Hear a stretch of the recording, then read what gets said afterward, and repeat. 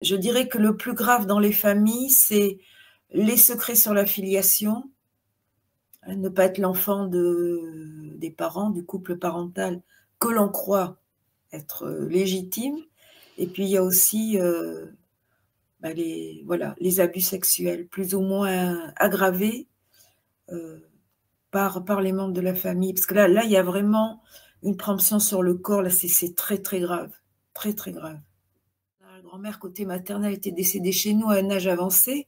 J'ignorais que, en fait, elle avait eu une fille légitime dont on n'avait jamais connu le géniteur.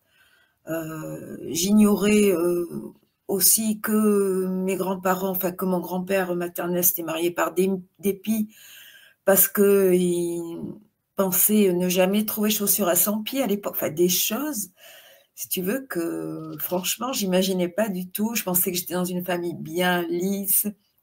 Je pensais qu'il n'y avait pas de secret. Mais finalement, lors des repas, comme je l'expliquais, on parlait de la météo, on parlait de la politique, mais on n'abordait jamais, jamais, jamais le sujet, même par exemple de la souffrance au travail. Mais c'est la connaissance de cette mécanique transgénérationnelle qui peut nous libérer. Et alors, justement, à ce niveau-là, je tiens à préciser qu'il y a trois influences généalogiques. Bon, la première, on vient de la voir, c'est quelle que soit notre situation, c'est de se dire qu'est-ce qui s'est passé avant moi. Voilà. Parce que je suis en train de répéter quelque chose. Bon, ça, c'est le premier point. Le deuxième point, est-ce que j'arrive à un âge critique? Voilà. Et le troisième point, c'est de se dire que l'arbre généalogique, c'est pas seulement du passé, c'est du présent.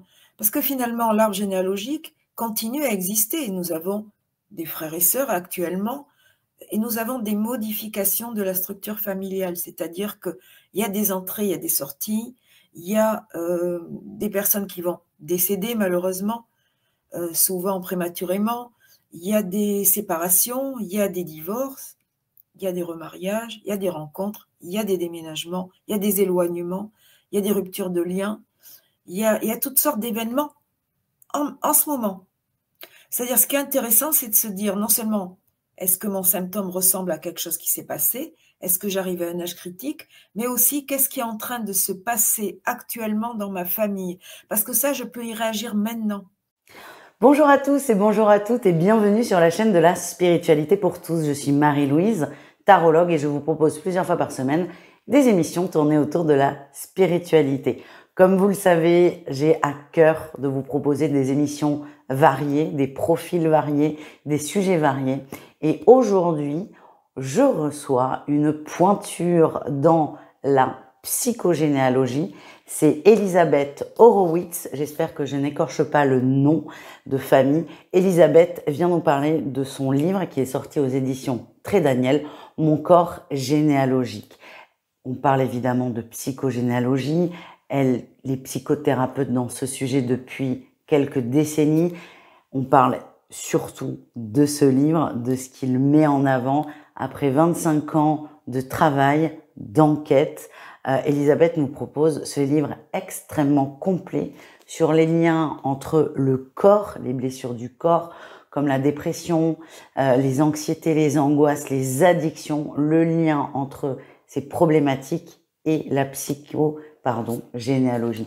Un grand merci à Elisabeth de m'avoir permis de lui poser plein de questions, d'avoir découvert avec elle un peu plus en profondeur la psychogénéalogie. Je vous laisse découvrir l'émission et merci à tous.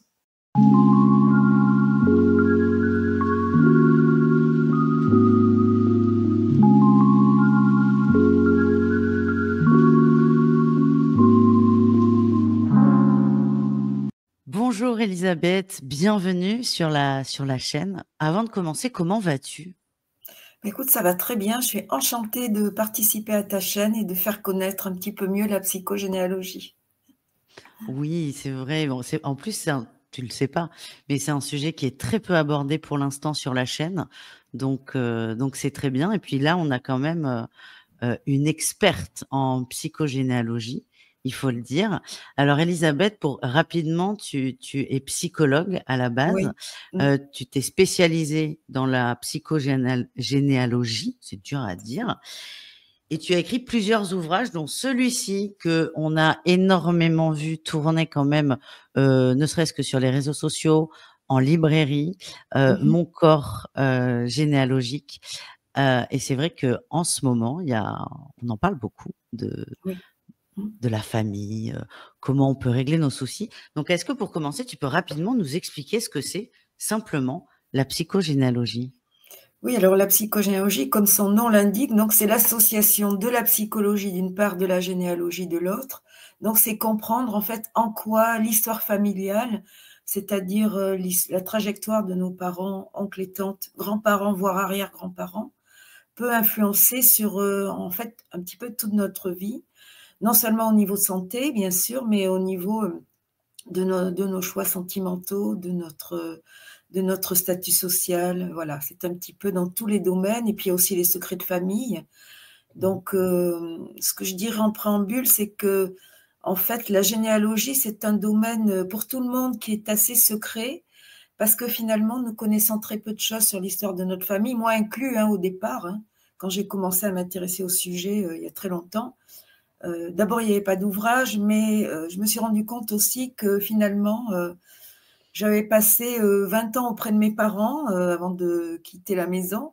Et finalement, de tous ces repas de famille, de toutes ces réunions familiales, eh bien, finalement, il y avait très peu d'échanges sur la vie intime de chacun, de ma mère, de mon père, de mes oncles et tantes avec qui on déjeunait très souvent, de mes grands-parents. J'ignorais par exemple comment les couples s'étaient rencontrés, leurs aspirations intimes. Est-ce qu'ils avaient aimé d'autres personnes avant de se connaître? Est-ce qu'ils étaient contents de leur travail? Est-ce que c'était un choix ou une obligation? Est-ce qu'ils avaient eu des problèmes de santé? Enfin, tout ça, si tu veux, et puis même leur vie intime, ce à quoi ils aspiraient, leurs pensées, mais j'en savais absolument rien.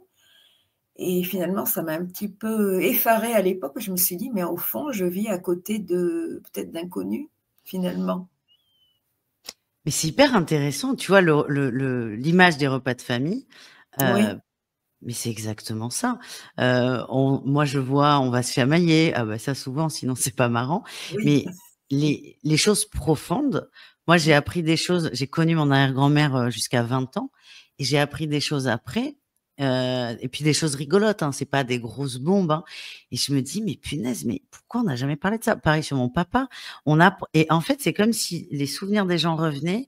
Et il y a aussi cette chose, enfin, moi je vois mon éducation, c'est les enfants ne parlent pas, les enfants ne posent pas de questions, et surtout, si on gratte trop, c'est mal vu. Et c'est marrant parce que c'est un peu ce que je ressens dans ta façon de parler de toi.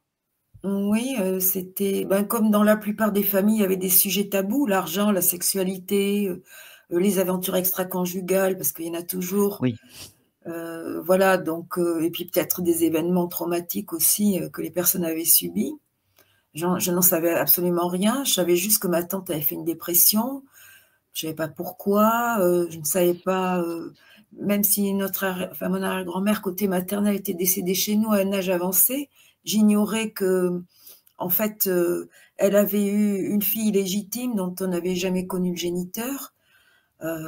J'ignorais, aussi que mes grands-parents, enfin que mon grand-père maternel s'était marié par dépit parce qu'il pensait ne jamais trouver chaussure à son pied à l'époque. Enfin des choses, si tu veux, que franchement, j'imaginais pas du tout. Je pensais que j'étais dans une famille bien lisse.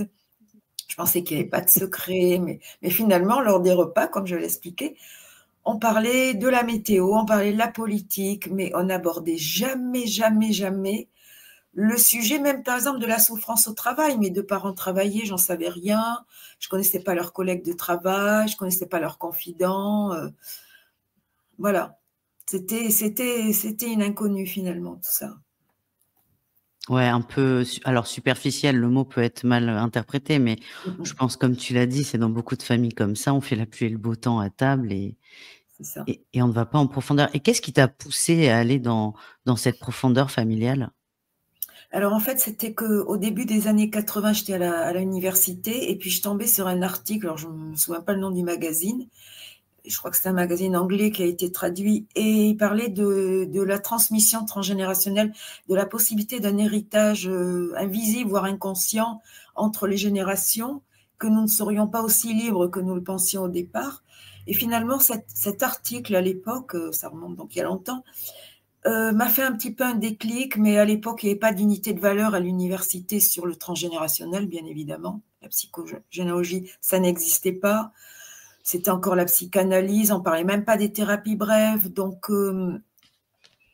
moi, en fait, ce que j'ai fait, c'est qu'au sortir de mes études, j'ai monté un cabinet de psychogénéalogie à Paris, c'était les années 90, pendant 10 ans. Et là, j'ai commencé à recevoir les personnes qui voulaient bien venir, parce que je suis totalement inconnue. Et puis, dès la première séance, je montais leur arbre généalogique. Enfin, j'essayais, hein, parce qu'il n'y avait pas beaucoup d'informations. Ce qui me concernait, que j'ignorais, en fait, c'était un petit peu le cas de tout le monde. Donc, je demandais quand même une enquête, dans certains cas, de vérifier les dates de naissance, de mariage, etc., d'aller visiter les parents seul à seul, même les collatéraux, même le cousinage, même des parents avec qui on était fâchés, parce que justement, c'est souvent eux qui en savent beaucoup. Donc, voilà, je me suis installée, j'ai consulté dès la première séance en transgénérationnel, donc je montais l'arbre généalogique. Bien sûr, il y avait des manques d'informations, mais on essayait de les rechercher. Il y a eu entre-temps la découverte pour certains de secrets de famille, même souvent que le géniteur n'était pas, enfin que leur père n'était pas leur géniteur. Bon, voilà, donc il y a eu toutes sortes de configurations. Moi, j'ai l'expérience du terrain finalement, tu vois, parce Oui. que voilà.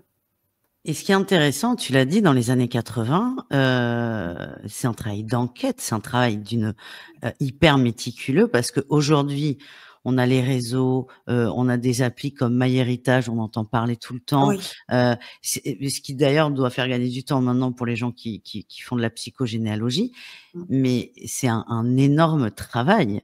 Et donc toi, en plus de travailler sur l'aspect psychothérapie, quand même, oui, parce que c'est ça oui, la il y a les base deux. de ton métier, tu avais aussi ce travail d'enquête. Et je pense, oui, dans les années 80, bon, après, dans les années 80, 90 ou 2000, on est très bien avec nos outils, mais tu as dû voir quand même une amélioration des. Est-ce que ça s'est simplifié? Ça s'est simplifié, oui, d'une certaine manière. Ceci dit, MyHeritage, ça ne remplace pas l'enquête au plus proche, hein. Par exemple, d'aller Ouais. voir son père, sa mère en tête à tête, en territoire un petit peu neutre, avec Mmh. des questions très précises, ou d'aller voir les grands-parents.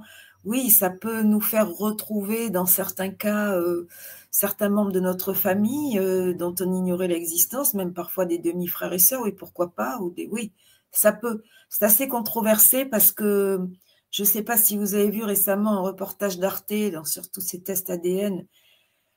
En fait, le but de la création de MyHeritage et d'autres, c'est la collecte de l'ADN, à Eh des oui. fins qui sont à un premier niveau de comparaison, effectivement, des ADN qui sont entrés au fur et à mesure. Mais c'est l'utilisation et la revente de ces séquences ADN, ce qui est quand même relativement préoccupant. Oui, ça c'est clair. C'est vrai que c'est un autre sujet. C'est Mais bon, voilà, la face. Mais non, mais c'est important. Mais en plus, tu as complètement raison. Donc moi, je pensais à ça, c'était juste pour simplifier la Ouais. construction de Oui, l'arbre. oui, Mais ça peut. effectivement, aller voir le père ou la mère en solo, parce que le but, Voilà. c'est pas de faire un arbre généalogique, c'est d'aller régler des conflits. Et toi, tu proposes ça depuis de nombreuses années maintenant. Et comme tu dis, tu as énormément d'expérience. Et Mhm. ce livre, c'est une enquête de 25 ans et ça se voit parce qu'il est extrêmement complet, extrêmement détaillé et c'est impressionnant de sentir une telle passion parce que je te sens vraiment animé par ce besoin de comprendre déjà pour commencer et surtout Oui, de régler les problématiques. c'est ça. Et comprendre, tu l'as très bien dit, c'était comprendre déjà comment ça fonctionne l'arbre généalogique, parce que finalement, on vient d'une structure, voilà, centenaire, même au-delà, puisque bon, les arrière-grands-parents, c'est pas si loin, hein, c'est 80, 100 ans avant soi, c'est très très proche. Mais c'est vrai que j'avais besoin de comprendre en fait quelles sont les implications, de tout ça, hein, c'est-à-dire la structure familiale, le nombre de frères et sœurs, les écarts d'âge, les âges marqueurs, l'horloge généalogique. Hein, tout ça, c'est très très important. Et au départ, je ne le savais pas, bien sûr. J'ai fait mon propre cheminement à travers toutes les personnes que j'ai reçues, qui avaient bien sûr des histoires familiales tout à fait différentes les unes des autres. Des fois, c'était des enfants uniques, des fois, c'était des personnes qui venaient de familles nombreuses, des fois, il y avait très peu d'écart d'âge, c'était une forme de gémellité avec certains frères et sœurs.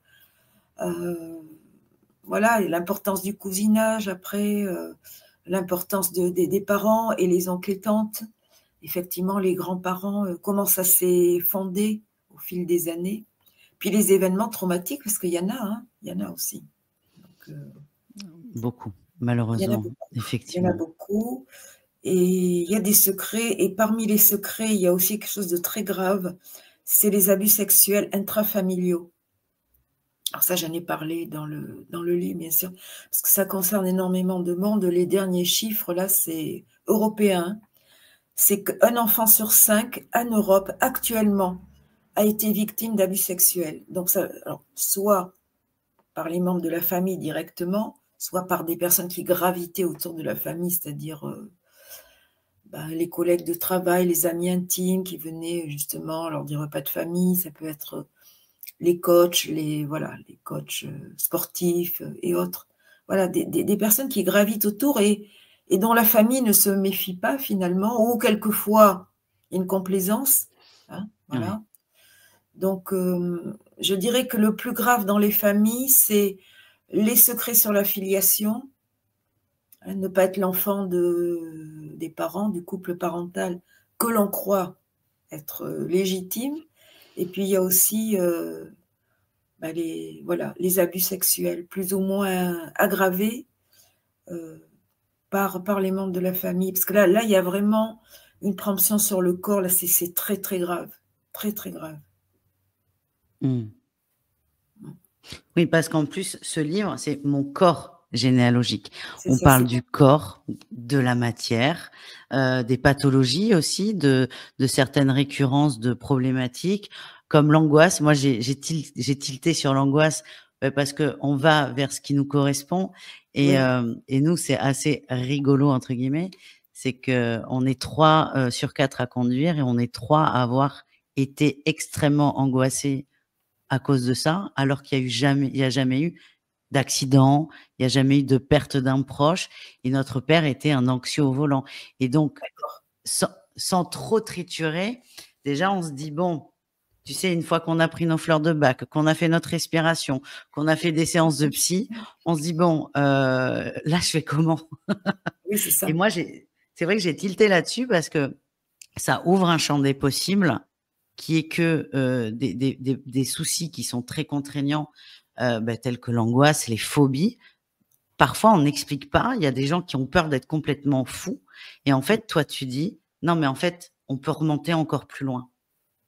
Oui, oui, c'est-à-dire, je pense que toute maladie, qu'elle soit physique ou psychosomatique ou psychique, en fait, hein, comme la dépression, les insomnies ou des peurs irrationnelles, je pense qu'en fait, ça vient des parents, du vécu des parents et des grands-parents, ou même peut-être des collatéraux, hein, des frères et sœurs des grands-parents, c'est pas si loin non plus.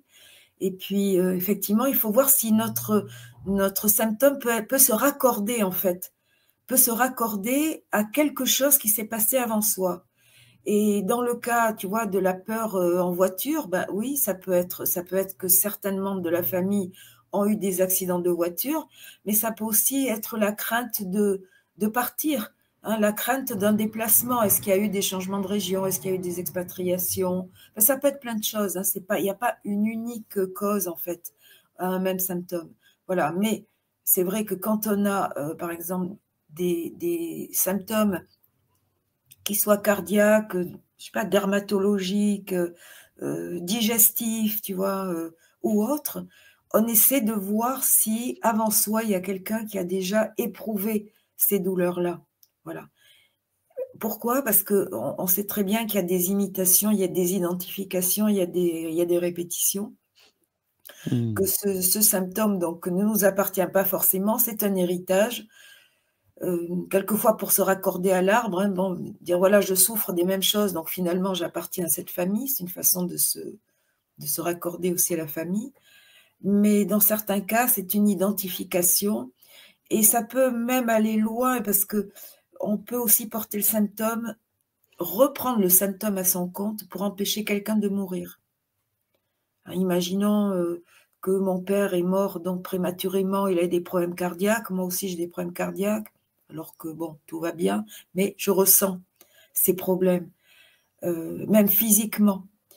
Mais ça peut être, et si je continue à être malade, ça peut être pour le sauver. Parce que dans notre psyché, il y a ce mouvement de balancier qui fait que si on tombe gravement malade, le parent décédé va pouvoir renaître. C'est comme dans la mythologie, on essaie de sortir quelqu'un des enfers, ou on essaie de sortir quelqu'un de la mort, on essaie de l'extraire en fait. Et comment on peut le faire? En reprenant sa pathologie à notre compte. Hein. Et on le voit bien dans des situations extrêmes où des personnes encore jeunes sont gravement malades. Moi, je me pose toujours la question, qui tentez-vous de sauver a posteriori? Est-ce qu'il y a quelqu'un avant vous qui est décédé?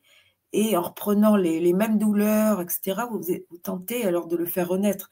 Bien sûr que le parent ne va pas renaître, mais dans la psyché, pour la psyché, oui.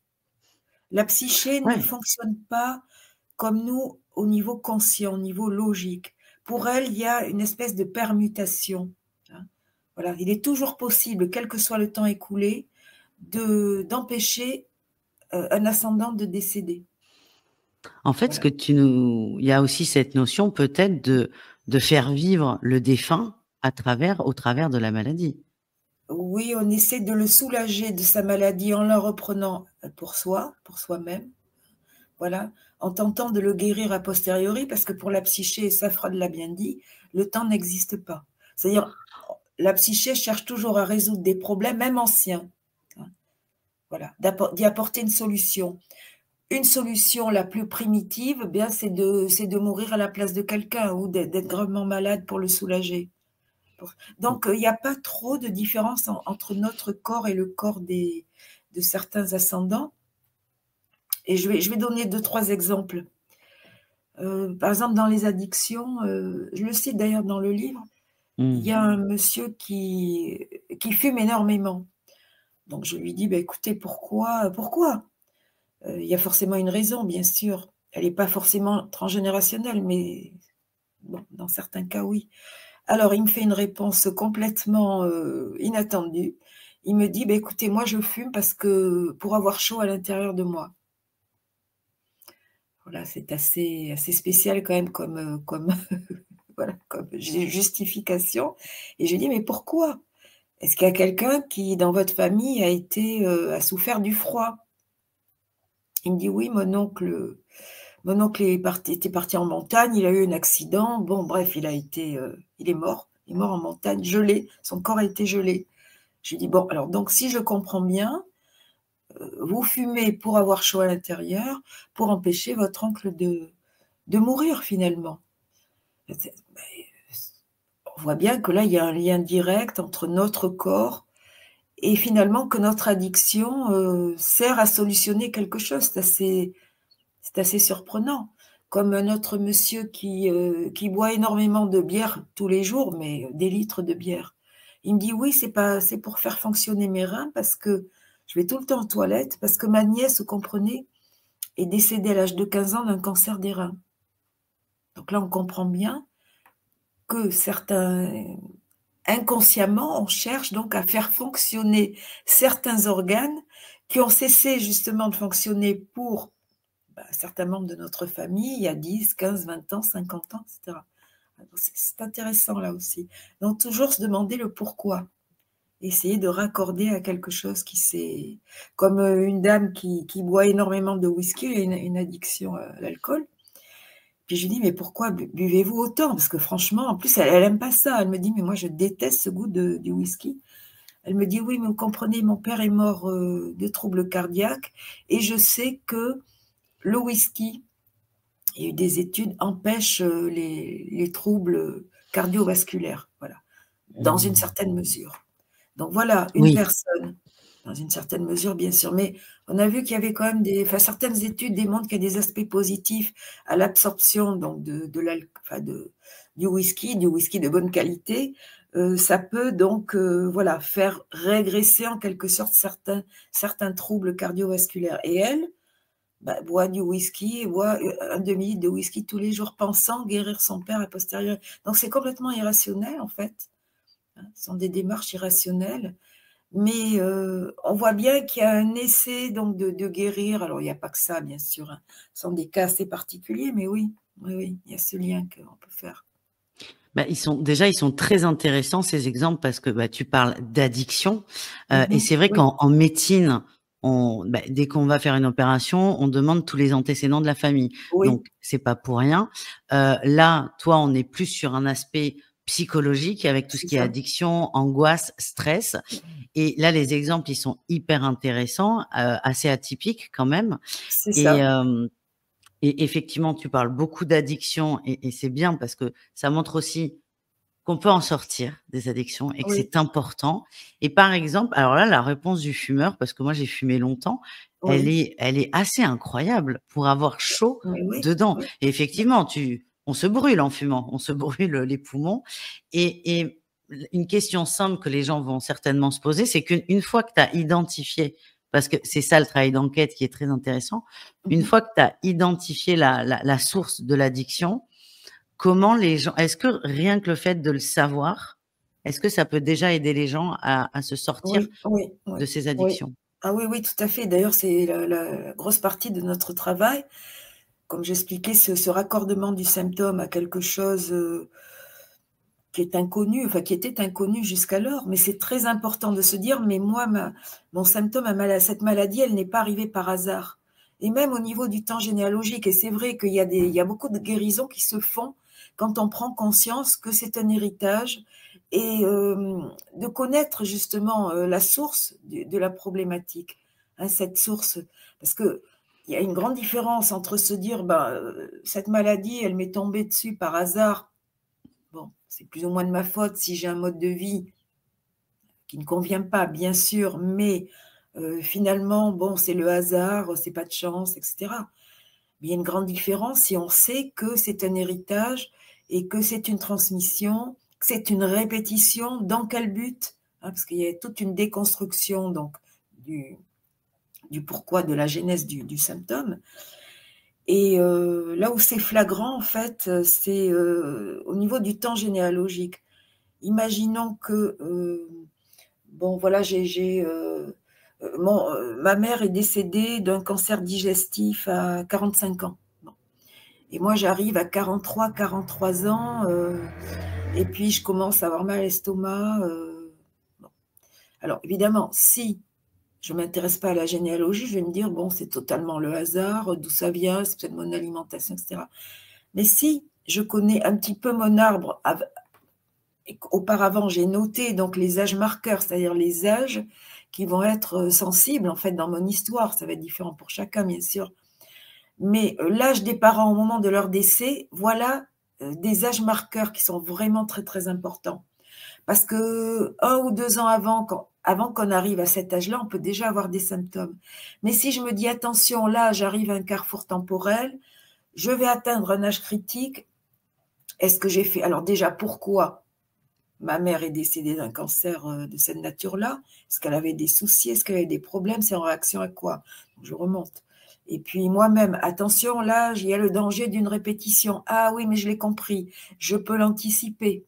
Pourquoi est-ce que je serais en train de répéter le symptôme? Est-ce que je cherche à la faire revivre? Est-ce que j'ai pas réglé ma relation avec elle? Alors voilà, après on rentre dans la partie psychologique, mais voilà un exemple, c'est valable aussi, pas seulement au niveau santé. Imaginons que, je reprends l'exemple, ma mère a divorcé à 40 ans.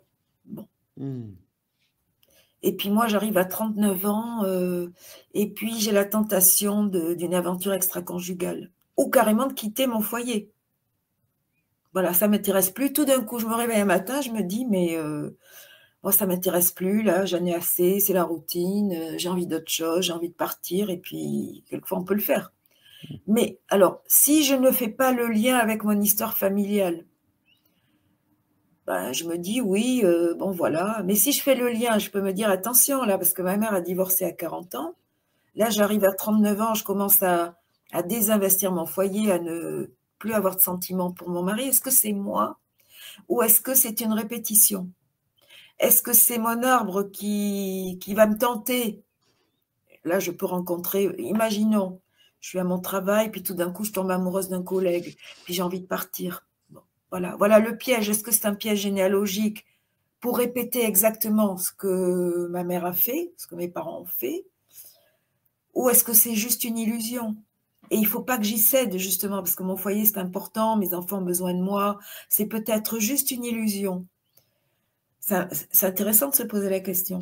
Ah, mais c'est passionnant. Et en fait, là, je me dis, mais en fait, on peut se poser, alors pour les grandes décisions, les grands événements, Oui. tu parlais de maladie, tu parles de quitter un foyer, se poser la question, est-ce que ça s'est produit chez moi? Et c'est passionnant parce qu'en fait, ça peut donner un peu le vertige quand même des fois. Parce que, tu sais, on peut entendre des gens qui disent, on se provoque des choses. Et moi, j'ai l'exemple d'une dame qui s'occupe de sa maman, qui a un cancer du sein. Donc, sa maman décède de ce cancer. Et une fois que sa maman décède, cette femme déclenche un cancer du sein.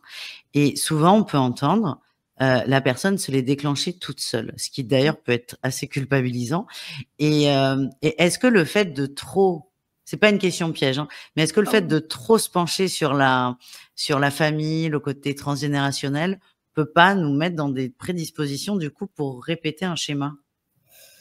Oh, je pense pas parce que en fait, je pense plutôt que c'est la connaissance de cette mécanique transgénérationnelle qui peut nous libérer. Et alors, justement, à ce niveau-là, je tiens à préciser qu'il y a 3 influences. 3 influences, généalogiques. Bon, la première, on vient de la voir, c'est quelle que soit notre situation, c'est de se dire: «Qu'est-ce qui s'est passé avant moi?» Voilà. Parce que je suis en train de répéter quelque chose. Bon, ça, c'est le premier point. Le deuxième point, est-ce que j'arrive à un âge critique? Voilà. Et le troisième point, c'est de se dire que l'arbre généalogique, c'est pas seulement du passé, c'est du présent. Parce que finalement, l'arbre généalogique continue à exister. Nous avons des frères et sœurs actuellement et nous avons des modifications de la structure familiale, c'est-à-dire qu'il y a des entrées, il y a des sorties, il y a des personnes qui vont décéder malheureusement, souvent prématurément, il y a des séparations, il y a des divorces, il y a des remariages, il y a des rencontres, il y a des déménagements, il y a des éloignements, il y a des ruptures de liens, il y a toutes sortes d'événements en ce moment. C'est-à-dire, ce qui est intéressant, c'est de se dire non seulement est-ce que mon symptôme ressemble à quelque chose qui s'est passé, est-ce que j'arrive à un âge critique, mais aussi qu'est-ce qui est en train de se passer actuellement dans ma famille. Parce que ça, je peux y réagir maintenant. C'est-à-dire, je peux réagir à, imaginons, je prends un exemple, je suis très proche de ma sœur. Voilà, on est vraiment, bon, déjà, on avait peut-être très peu d'écart d'âge au départ. C'est ma confidente, on est vraiment, voilà, très proches. Et puis tout d'un coup, ma sœur me dit: «Ben, j'ai rencontré quelqu'un». Bon, elle était célibataire comme moi jusqu'à présent. «J'ai rencontré quelqu'un et puis, bah, voilà, ça devient sérieux. Je vais peut-être, habiter avec lui, on va peut-être déménager et peut-être même se marier». Bon, là, effectivement, voilà, par exemple, le genre de situation qui va peut-être avoir un impact pour soi. Parce que finalement, qu'est-ce qui se passe? J'ai un capital affectif au départ, mais ce capital, il va nécessairement être amputé d'une certaine portion d'attention, d'amour, de soutien, etc., puisque ma sœur est en train de désinvestir pour quelqu'un d'autre, qui va lui peut-être rentrer dans le cercle familial. Bon, non, c'est pas plus pour l'instant, mais et là, qu'est-ce qui se passe? Tout à coup, j'ai des insomnies. Tout à coup, j'ai perdu mes clés. Tout à coup, j'ai un conflit au travail. C'est-à-dire que cette portion de capital affectif qui m'est enlevée, même si je ne l'analyse pas comme ça sur le moment, va créer des c'est comme un caillou qu'on jette dans l'eau, hein, c'est-à-dire va créer des influences pour tous les membres de la famille. Pas seulement sur moi, mais peut-être pour mes parents, et cetera. Bon, voilà.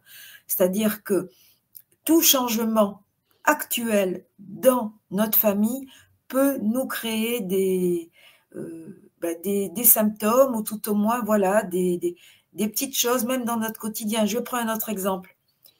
Imaginons un adolescent, ses parents ont divorcé. Bon, il est tout seul avec sa maman. Et puis, là encore, sa maman, tout d'un coup, rencontre quelqu'un. Bah, forcément. Et là, l'adolescent, il commence à avoir de moins bonnes notes à l'école. Où il a eu un conflit avec d'autres étudiants, d'autres élèves. il a un petit accident de vélomoteur, il a tout à coup des problèmes dermatologiques. Alors pourquoi? Parce que là, encore une fois, il y a le désinvestissement d'une relation qui était sécure jusqu'alors, et c'est pour ça que je dis l'arbre généalogique, c'est du passé, d'accord, mais c'est aussi du présent.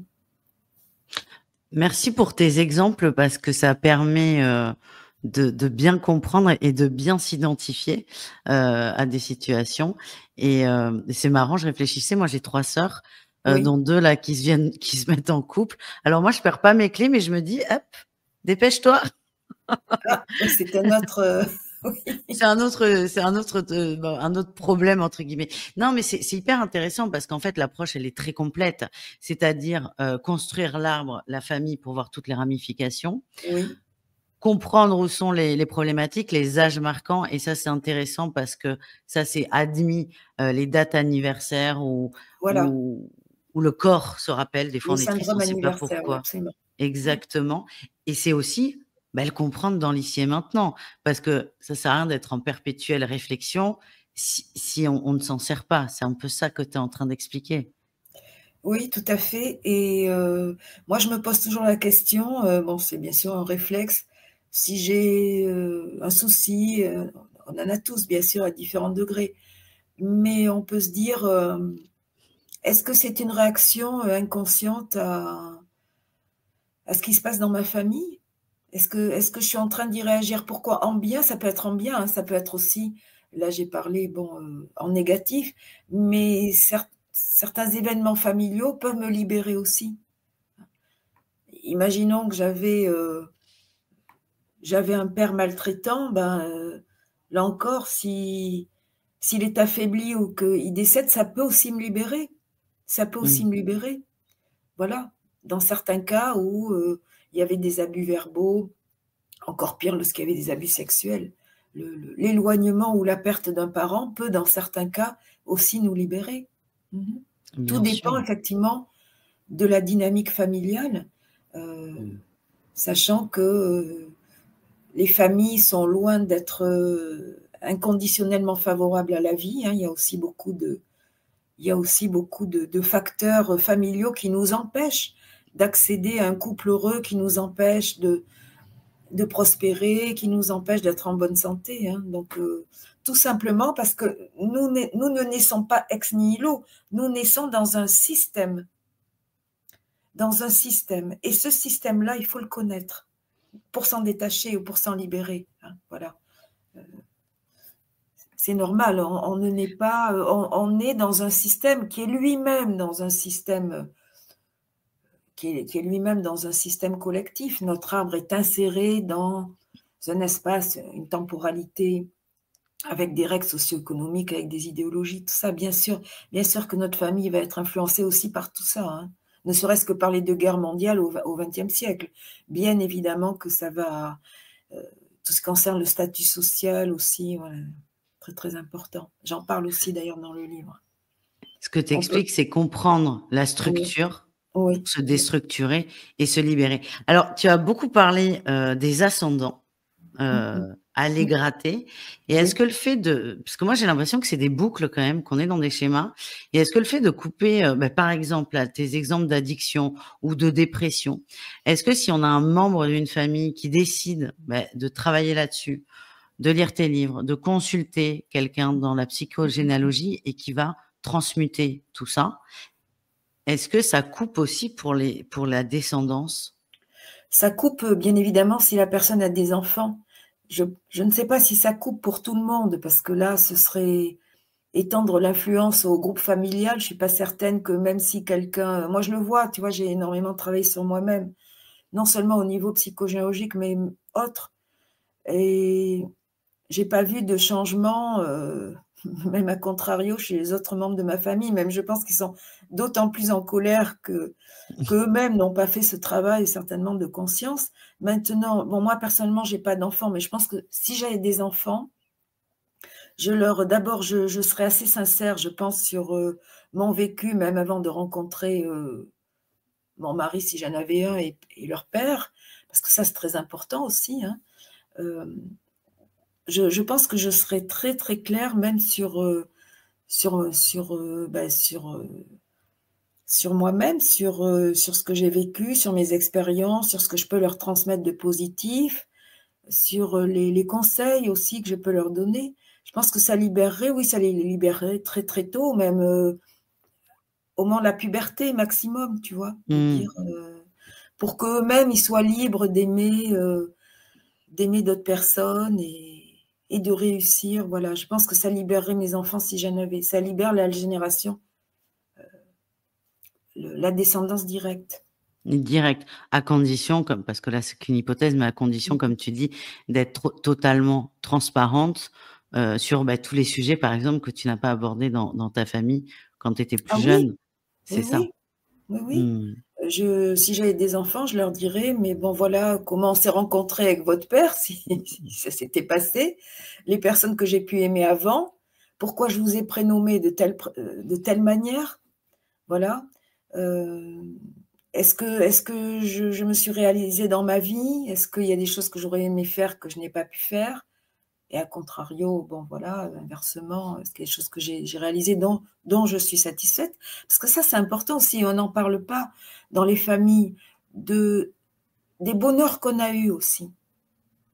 Tu vois, parce que moi, j'ai jamais entendu Mmh. dans ma famille, mes grands-parents, mes oncles et tantes, même mes parents, dire, ben voilà, on a passé de super bons moments à telle époque, dans telle circonstance, c'était génial et tout ça. Et je pense que finalement, c'est un grand, grand tabou aussi, parce que ça donnerait l'espoir aux membres de la famille de vivre des choses aussi belles, tu vois. Ben Non, oui, je pense qu'il y a, complètement. il y a- il y a cet aspect de censure sur les bons moments. euh, Tu vois, voilà, il y a cet aspect de censure aussi. Mmh. Mais De, est-ce que tu crois pas quand même, parce que ouais. là, comme tu dis, système imbriqué dans un système avec plein Mhm, d'arbres, parce qu'on vit mhm. quand même en société, est-ce que tu as pas l'impression que la société est en train d'évoluer par rapport à tout ça, cette liberté de parole, cette sincérité? Est-ce que tu as l'impression qu'il y a une amélioration ou... Je pense superficiellement, maintenant, au niveau intrafamilial, je suis pas persuadée Ouais, que ça se répercute. C'est vrai qu'il y a beaucoup de paroles sur les réseaux sociaux. Moi-même, j'en écoute énormément. Mais finalement, est-ce que dans les relations intrafamiliales, ça se répercute? Je suis pas tu pas persuadée. sûr. Je suis Mmh. pas sûre, tu Mais vois. mais c'est intéressant, tu vois, on parle d'honnêteté, Oui. tu réponds à des questions, tu vois, quand tu as parlé de toi et de ton Mhm, travail, ce que tu as dit, c'est: mhm. «J'ai travaillé sur moi, mais ça n'a pas Ouais. affecté les autres, Non. ou du moins pas de façon positive», et ça, c'est pas quelque chose qu'on entend souvent, parce que souvent on entend: «Si tu travailles sur toi, ça va impacter les autres, ça va leur donner envie», et toi, en Non. fait, tu dis: «Pas du tout», et et c'est intéressant parce que toi, oui, comme tu dis, 25 ans d'enquête avec tous tes patients, tous les gens qui t'ont consulté pour travailler sur eux. Donc évidemment, j'espère, oui, comme tu dis, que tu en as pris un peu pour toi et que Oui, ça t'a, voilà, il faut. Et comment bien ça a sûr. été admis dans la famille, dans ton arbre? Comment ça a été? Est-ce que ça a été? Comment ça a été vu, ce travail? Moi, j'ai commencé très tôt à confronter ma famille, même, tu vois, au début des années 80 quand j'ai découvert tout ça et j'essayais d'expliquer à ma famille et alors ils étaient, extrêmement choqués parce que finalement, c'était un peu comme un viol, je pense. Ils l'ont ressenti comme ça, que j'essayais de comprendre d'où ils venaient, les interactions entre les uns et les autres. Est-ce qu'ils avaient des secrets intimes? Moi, j'ai senti que c'était vraiment, très, très, très difficile et de fait, j'ai assez rapidement, je leur ai posé des questions importantes, bien sûr, et je suis même allée visiter des membres de ma famille que je connaissais très peu parce qu'il y a les collatéraux aussi. Comme je le dis toujours, l'enquête familiale, c'est pas très compliqué dans la mesure où il suffit d'aller demander un rendez-vous aux cousins, cousines, aux oncles et tantes, même aux frères et sœurs des grands-parents quand ils sont encore là. Et en une après-midi, on peut apprendre tellement de choses, parfois plus qu'en 20-25 ans de vie. Voilà, moi, ça m'est arrivé. Ça permet de vérifier les dates. Et puis, alors, ce que je conseille, c'est d'amener un album photo. Parce que devant les photos, les personnes, les membres de notre famille parlent beaucoup plus et sont susceptibles de faire des confidences et même de livrer des secrets, voilà. Parce que parler dans le vide, ok, mais quand on a un support photographique, un album ou quelques photos, voilà, que vous avez chez vous, dites oui, mais voilà, c'était en quelle année, vous étiez où, qu'est-ce que vous faisiez, qu'est-ce qui s'est passé, c'était avant votre mariage, c'était après la naissance des enfants. Alors, c'est peut-être pas lors de la première visite qu'on obtient des secrets, mais par exemple, il faut installer un climat de confiance, surtout vis-à-vis des membres de la famille qu'on n'a pas vus depuis longtemps. On va les visiter, on amène toujours un petit cadeau, puis les photos, tiens, et puis après on va les revoir. Et au bout de 2, 3 visites, si on peut, bah, c'est là où on obtient vraiment, bah oui, j'étais malheureux à telle époque, je voulais divorcer, mais j'avais rencontré quelqu'un, mais personne ne le savait. Voilà, quelquefois, voilà, on obtient beaucoup de choses. Hein. Ce qui est intéressant quand je t'écoute, c'est qu'il y a aussi alors il y a une démarche d'aller mieux sur soi, mais il y a Oui. aussi la démarche de remettre du lien et du lien dans la famille. Enfin, moi, c'est ça là que j'ai et je trouve ça très beau parce que effectivement, ça peut être mal perçu parce que parfois tu peux donner l'impression de mettre des coups de pied dans la fourmilière, mais à la fois, ça peut faire extrêmement plaisir à des gens Oui, d'avoir ça, oui. quoi. Alors, à condition, quand on va les voir la première fois, de ne pas poser de questions directes. Voilà, c'est juste un échange à partir des photos et tout ça. Parce que c'est vrai que si on est trop direct, moi, c'est un peu peut-être mon erreur avec mes parents, parce que j'avais monté l'arbre, je les confrontais, regarde, il s'est passé ça, mais qu'est-ce que vous faisiez? Ça aurait été Et tu peut-être un étais peu trop. jeune aussi dans les J'étais années jeune, 80, j'avais pas de la recul. fougue. Et Oui, c'est puis tu ça. commençais, des études de psycho, c'est bien ça? C'est Donc ça, et il donc y avait peut-être ce j'essayais de besoin de tout tout expliquer, comprendre. tu vois? Je Mais voulais tout oui, expliquer, bon voilà, mais c'est pas du tout effectivement ce qu'il faut faire. C'est au contraire, quoique même après ça, je confrontais mon père sur différentes choses, mais c'est vrai que bon, les hommes, je tiens quand même à le en douceur. préciser, sont toujours très, très réticents aux confidences. Les femmes parlent beaucoup plus, hein, ça c'est quand même une loi. Bon, voilà, les femmes sont beaucoup plus dans le dialogue, la communication, Mmh. l'envie de changer, l'envie d'évoluer. Les hommes, pas du tout.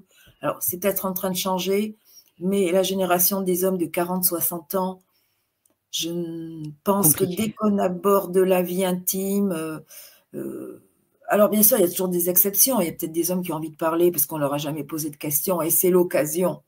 Mais dès qu'on rentre sur le terrain intime, les hommes sont beaucoup plus frileux, hein. Faut Donc faut y vraiment aller être en très douceur. oui, voilà. Mais c'est intéressant. Non, non, mais ce sont des très, très bons conseils. Moi, ce que j'ai vraiment beaucoup aimé dans ce livre, c'est qu'il est très, très complet.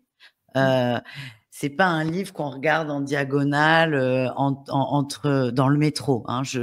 Enfin, moi, c'est comme ça que je l'ai ressenti. C'est complet. Déjà, on peut pas le lire en diagonale parce qu'on va forcément se poser des questions sur nous. On va réfléchir sur les frères, les sœurs, les grands-parents, les parents. On va se poser pléthore de questions. Donc déjà ça, il y a un gros travail pas intellectuel, mais de réflexion. Donc je pense Oui, que rien que cette lecture, ça peut un peu chambouler. Tu parles beaucoup des problèmes du corps et des liens avec oui, la oui, famille et tu oui, donnes aussi des clés et c'est ça que j'aime beaucoup, c'est que tu écris pas un livre pour expliquer des faits, c'est tu vas au bout de la démarche qui est de donner aux gens un outil pour mieux se comprendre, mieux comprendre la famille et pourquoi pas régler des problèmes. On a parlé d'addiction, tu as parlé de problèmes cardiaques, de problèmes digestifs, de dépression, d'angoisse et c'est vrai que c'est des pathologies qu'on retrouve, enfin tout le monde a quelqu'un dans son entourage qui souffre d'une de ces pathologies et c'est vrai que ça, c'est quand même un très bon outil pour creuser seul, parce qu'il y a des gens qui n'ont pas forcément envie de consulter. Moi, quand oui. je t'entends quand même, alors peut-être que c'est un sujet qui me paraît très complexe à mon niveau, mais moi, j'ai Mmh. quand même la sensation que c'est bien d'être épaulé, quoi, par un professionnel. Oui, alors après, effectivement, chacun peut choisir, bon, moi, j'ai voulu faire un livre qui permette déjà de faire une préanalyse en quelque sorte, c'est ça. Et après, si on sent qu'on a vraiment, des situations d'échec qui sont récurrentes, on a vraiment, une angoisse insurmontable bon, effectivement, on peut consulter parce que maintenant, il y a beaucoup de personnes installées en tant que thérapeutes en psychogénéalogie et aussi toutes les constellations familiales. Hein. Alors, les constellations familiales, je pense que tu en as entendu parler. Donc, c'est une théâtralisation, c'est une mise en scène de certaines problématiques familiales in vivo, donc au sein d'un petit groupe de 10-15 personnes où certains hommes et femmes vont jouer le rôle de nos parents, de nos grands-parents, rejouer donc peut-être des conflits, des séparations, voilà, ou des abus même certaines fois. Et cette mise en scène est très efficace, elle est aussi rapide, c'est un bon complément à l'enquête purement Incroyable. généalogique, parce que c'est vraiment cette théâtralisation, c'est un peu le psychodrame, hein, qui va faire émerger beaucoup d'émotions et qui peut aussi, en quelques séances, résoudre énormément de choses. Hein. C'est impressionnant. Hein. Moi, j'en ai guidé, même à l'étranger, des constellations. Il y a même des secrets de famille qui émergent, tu vois, c'est totalement inattendu. Wow. C'est incroyable. C'est impressionnant. Et puis, c'est aussi le groupe, parce que ce sont souvent des gens qui se connaissent pas du tout, Ah oui, qui c'est font ça. les constellations et l'égrégore du groupe aide énormément le constellé et c'est vrai que c'est hyper intéressant. Et alors, j'ai une question, moi Oui, qui me fait sourire parce que moi, je parle beaucoup à mes parents, papa plus trop, enfin, dans une autre mesure, mais maman, j'expliquais, tu vois, qu'il y a des problèmes liés aux parents ou à l'éducation et je me souviens, bon là, ça va mieux, mais ça la mettait en pétard, c'était: «Non mais tout est de notre faute, on est des mauvais parents». oui. Est-ce que ça, tu as souvent été confrontée à ça? Ah oui, oui, même chez moi, hein. Voilà, Oui, oui, bah, on est des mauvais parents, on n'aurait pas oui, dû faire voilà, bon. ça, on n'est jamais assez bien. Moi, ça a été très, très violent, dans ma famille aussi. Oui, ça peut, Mmh. effectivement, ils ont l'impression mais c'est un mécanisme de défense, en fait, hein. C'est un Oui, mécanisme mais de bien défense sûr. parce qu'on ne cherche pas à les remettre, on essaie juste de savoir, mais c'est vrai que comme il y a beaucoup de secrets intimes aussi, puis il y a des choses, peut-être inavouables, bon, ou que les personnes pensent inavouables, mais qui sont pas si graves finalement. Alors effectivement, ils ont une certaine résistance et c'est tout de suite: «Ah oui, mais bon, tu nous accuses d'eux ou tu nous accuserais d'eux Oui, si» c'est ça. voilà, oui Mmh. Bon, et moi là, oui, j'en parle parce que ça a pas oui, du tout été une oui. source de conflit, mais je l'ai entendu cette phrase: Mmh. «Ah, c'est toujours de notre faute si on vous écoute». Bah, agacé, mais ça, je le comprends. Donc on est une famille complètement normale et les gens peuvent être aussi heurtés à ce genre de réaction et ça fait partie de la vie, tout simplement. Oui, parce que voilà, ils ont pas l'habitude aussi de parler d'eux-mêmes. Nous, on a Mmh. l'habitude parce qu'en tant que thérapeute et puis même en tant que personne, on sait qu'il faut communiquer, mais c'est pas toujours le cas de nos parents ou de nos grands-parents, hein. Ça, c'est bien vrai. Essayons de donner l'exemple. Est-ce que tu as alors déjà vraiment merci pour tous tes conseils parce que les conseils et les exemples, moi j'aime beaucoup parce que ça permet de se mettre en situation, de Mmh mh. comprendre et de se comparer et est-ce que tu pourrais donner des conseils, simples aux gens qui sont intéressés par la psychogénéalogie? Je sais pas une feuille de route, mais des conseils simples qu'on peut manquer parfois? Oui. Alors dans les conseils, bon, beh, c'est l'enquête familiale dont je parlais, aller visiter les membres de la famille seul à seul, surtout les personnes âgées lorsqu'elles sont avancées en âge parce que bon, là, on ne sait pas ce qui peut se passer, hein, voilà. Donc il faut essayer d'obtenir le plus d'informations sur, nos ascendants. Hem, alors, toujours arriver avec un petit cadeau, toujours les voir seul à seul, parce que si vous allez voir un couple, ils seront peut-être gênés de dire comment, ils se sont aimés et cetera.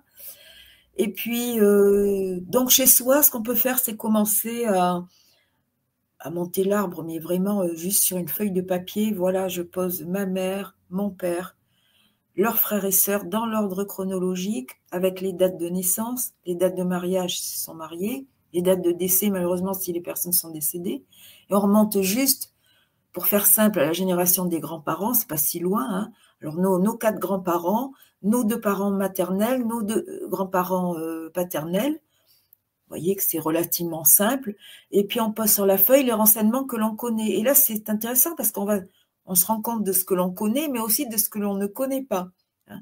Voilà, alors quels ont été leurs problèmes de santé au cours de leur vie? Est-ce qu'ils ont eu des addictions? Quelle était leur situation sociale, leur métier? Ça aussi, il peut y avoir une influence des métiers au niveau de la santé.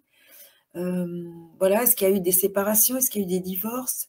Voilà, des choses très simples. Commencez à mettre sur cette feuille de papier, là, dès aujourd'hui, les renseignements que vous avez. Puis vous allez vous dire: «Tiens, il me manque ça, ça je ne le sais pas, cette date-là, je ne suis pas vraiment sûre», voilà. Et puis au fur et à mesure, donc peut-être avec l'aide de l'ouvrage, vous allez un petit peu plus profondément dans l'histoire familiale. Mais on peut commencer, très simplement. Oui. Tu sais, moi, je réfléchis, moi, mes maman, ils sont 6. Les dates Oui, de mariage, ça veut dire, des coups de fil. Mais oui, c'est oui, simple, c'est des choses assez élémentaires. Mais c'est vrai que si on se rend compte que sur l'arbre, sur 15 personnes, il y a eu, 33 divorces, là, il y a warning quand même. Oui, tout c'est à fait. intéressant. C'est intéressant et puis c'est ouais, c'est des conseils simples qu'on peut tous mettre en place et ça peut Oui, déjà ouvrir des perspectives. En alors, complément, évidemment, le livre qui est, vraiment très complet. Ça, je tiens à le préciser, parce que pour moi, rien que le lire, c'est déjà entamer un oui, travail sur soi. absolument, c'est une préanalyse. Et alors, dans le contact avec les ascendants, on peut leur écrire aussi, je tiens à le préciser. On n'est pas obligé de leur téléphoner. Des fois, les gens, quand on leur téléphone, tu sais, c'est un peu brut comme ça. Ben, on peut écrire une lettre tout à fait cordiale en disant, voilà, je suis en train de faire mon arbre généalogique. Ça, il y a beaucoup de gens qui le font, donc ça passe très très bien. Je suis en train de faire mon arbre généalogique. Voilà, j'aurais besoin de renseignements complémentaires. Est-ce que tu aurais la gentillesse de me confirmer ça, c'est un premier courrier. Puis on peut aller plus loin, on peut envoyer d'autres courriers. Alors, c'est pas mal aussi, hein, parce que ça Mmh. maintient la distance tout en permettant la communication. Donc, c'est pas mal aussi. C'est vrai là, p c'est vrai qu'il y a des gens qui osent pas, pour un premier contact, ça peut être très intéressant Voilà, un et et courrier puis très, et très et bien puis faut écrit, très, très, toujours une extrême politesse, parce que ça, mmh. l'extrême politesse, que ce soit au niveau généalogique ou on le sait bien dans le monde du travail aussi, c'est le laisser passer pour obtenir ce qu'on désire obtenir. Exactement et ce qu'il faut pas oublier, c'est que tu as 25 ans d'expérience là-dedans. Mmh mh. Tu Mmh. as vu énormément de gens et Oui, c'est pas voilà, c'est pas des conseils, c'est par rapport à tout ce que tu as pu recenser, tout ce que tu as pu voir et tout ce que tu as pu constater c'est et ça. bon, c'est déjà un bon gros début quand même ça. Oui. Alors, aujourd'hui, Elisabeth, tu Oui. écris des livres, c'est pas le seul. Je mettrai de toute façon sous la vidéo le lien vers le site d'Elisabeth sur lequel il y a ses livres. Je vous mettrai un lien vers tous ses livres. Donc aujourd'hui, si j'ai bien compris, tu ne fais plus de consultations privées. Alors non, par contre, si les personnes veulent m'écrire, parce qu'il y a mon email à la fin du livre, Mmh. peuvent m'écrire parce que je ne fais pas de consultation formelle, bien sûr, sur, certain nombre de semaines. Par contre, ce que je fais, c'est que je réponds gratuitement et ce que je fais aussi souvent, c'est que je me permets d'indiquer des actes symboliques gratuits, hein, voilà, en fonction d'une problématique. Alors c'est pas de l'analyse formelle, là aussi, c'est un raccourci de thérapie brève, voilà, sur certaines, Oui. problématiques, notamment les problèmes de santé. Parce que j'ai écrit auparavant un ouvrage sur les actes symboliques et c'est aussi complémentaire, donc voilà. Ouais, c'est tout à ton honneur d'offrir comme ça de ton temps et donc aujourd'hui donc tu ne consultes plus Non. «officiellement» entre guillemets, mais Mmh. tu réponds aux mails en Oui, je donnant des réponds aux mails. conseils. Tu te déplaces et Oui, tu fais des oui, conférences, alors que ce oui, oui. soit en interview, mais aussi en présentiel, parce qu'on le sent bien, il y a quand même un désir fort de transmettre et c'est ça que j'ai aimé dans ton personnage, dans ton profil et il me semble qu'en septembre, tu es à Toulouse. Oui, alors je crois que c'est le 13 septembre, c'est au salon du bien-être à Toulouse, c'est un salon assez important et je crois que j'ai une conférence le samedi 13 où vous vérifierez sur les parce que ce sera Sur le annoncé site. bien sûr sur mon, Facebook et autres et voilà le samedi 13 en matinée, je ferai donc cette conférence à Toulouse et puis je vais faire un salon aussi, à la fin du mois de septembre, un salon sur la biographie justement. C'est une journée, je crois que c'est dans le nord de la France, je crois que c'est à côté de Lille. Il y a une journée sur, voilà, sur les trajectoires de vie, voilà, c'est le salon de la biographie. Je crois qu'aussi ce Ah, sera un c'est hyper samedi ou un dimanche. intéressant. Bon, je l'annoncerai aussi sur mes c'est la première fois que je le fais. Voilà, mais Oh, mais comme ils m'ont invitée, je vais y aller. Ben ouais, puis non, mais puis c'est complémentaire, donc c'est Oui, oui, complètement oui, dans la lignée, donc ça c'est bien de s'ouvrir. Donc pour suivre les actualités d'Elisabeth, c'est te suivre sur ton site, il y a des infos sur les réseaux sociaux, je mets tous les liens Facebook, d'Elisabeth sous la vidéo. Instagram, Facebook. N'hésitez pas à envoyer un mail, pas abuser non plus, mais vous avez compris là, on a bien compris ta démarche et un grand merci de donner ton temps. Bon, est-ce qu'il y a un autre livre en préparation? Parce que tu écris beaucoup quand Alors même. oui, oui, c'est pour ça, j'ai un livre, en préparation qui va s'appeler «Mon cœur généalogique», qui va être sur l'influence de l'histoire familiale sur notre trajectoire sentimentale. Donc je Eh suis en ben, train de l'écrire. Ça sortira, si tout va bien, au mois de février-mars, 2026, toujours chez Très Daniel. Voilà. eh ben, s'il te plaît, dépêche-toi de l'écrire parce qu'il va Oui, beaucoup m'aider celui-là. je sais qu'en ce moment, il y a beaucoup de personnes, dues aussi à la mutation de la société, mais moi, je ne veux pas parler Oh, du problème sociétal, je vais parler donc de l'influence transgénérationnelle au niveau de notre... alors, c'est une autre approche, effectivement, mais voilà, ça m'intéresse parce qu'il n'y a pas d'ouvrage là-dessus, quasiment eh ben, pas. il y aura le tien. Donc, en Oui, attendant c'est un gros cet sujet. ouvrage, et c'est ça. Donc, en attendant, on travaille le corps et l'année Oui, prochaine, on travaillera le cœur et c'est une belle suite logique et c'est génial. Merci beaucoup, c'est Elisabeth. Tu moi, reviendras avec grand plaisir nous parler du cœur en psychogénéalogie l'an prochain, si tu en as envie. bien sûr, avec Je vous plaisir. invite vraiment à vous procurer ce livre qui est, je le dis pour la 30e fois, très complet. Il y a beaucoup d'outils avec les conseils en plus que tu as donnés qui sont très simples. Encore faut-il les mettre en place. Ça peut être déjà un bon gros départ pour un travail approfondi. Et si besoin, contactez Elisabeth pour des précisions. Et vraiment, merci beaucoup, Elisabeth.